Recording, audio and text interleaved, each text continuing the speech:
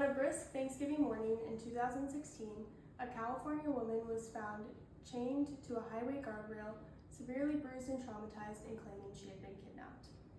Missing person cases and kidnapping cases like these can instill great fear in communities, making it vital for law enforcement officers to confirm the validity of such claims. By researching FBI documentations and news publications, I was able to put together a clear timeline and analysis of this case.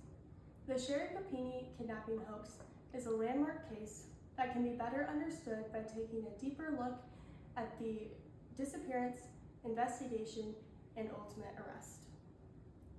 On November 2nd, Sherry Papini went missing and was unheard from until November 24th, where she was found 150 miles from home. To truly understand how crazy this case is, we must take a look at how it all began. Sherry went on an afternoon jog in her hometown of Redding, California.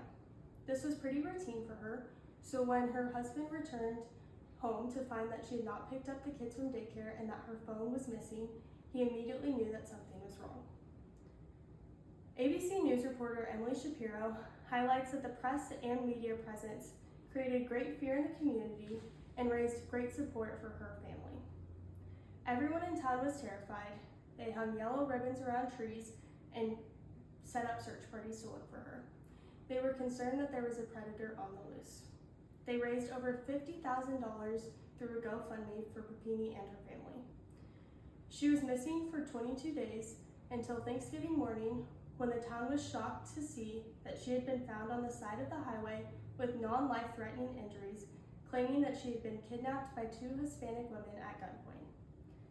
Since we have already covered her disappearance, we can now move on to the investigation that followed her return home.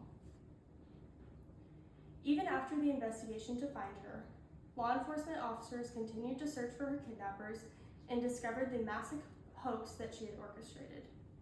Everyone in town was excited about her return. However, law enforcement officers immediately noticed red flags surrounding her disappearance. For example, her phone, headphones, and pieces of hair were neatly placed at the crime scene. She was also able to provide very little description of her kidnappers. She had described that they had been wearing masks, spoke mainly Spanish, and that she was blindfolded for the majority of her kidnapping. Even after thousands of leads, law enforcement investigators came up empty. Nothing made sense to them. What broke the case wide open was forensic science.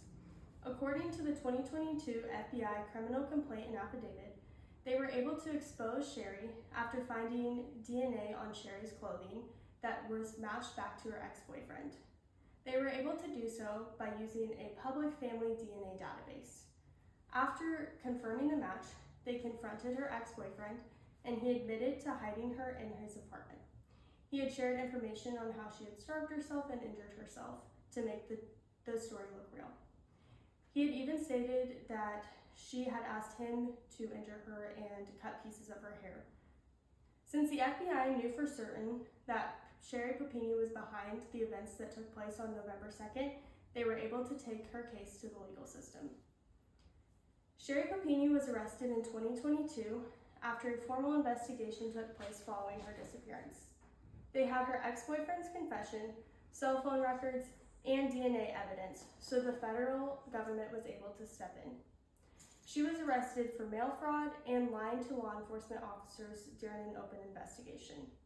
She was charged with mail fraud because she had been accepting over $30,000 from the California Victim Compensation Fund for therapy and bills after her trauma. Since they had an airtight case against her, Papini took a plea deal and admitted that she had been behind the whole thing. The judge did not let her off easy because she had wasted time, money, and law enforcement resources.